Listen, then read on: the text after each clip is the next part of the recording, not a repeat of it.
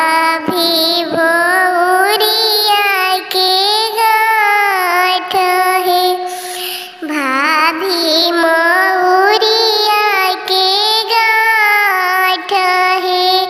एही रे सिनुरा के कारण बाबा छूटेला नैहर मोर है।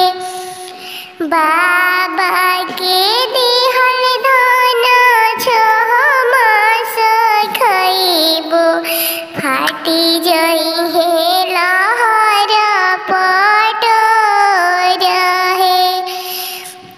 भैया के दिहल घोड़ा शहर घुमइबो, भाभी के अपरस होई है।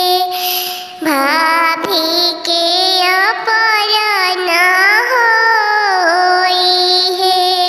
चिटुकी भर सिंदूरा महंग भइले बाबा, चुंदरी भइले अनमोल है। चिटुकी भर सिंदूरा महंग भइले चाचा, चुंदरी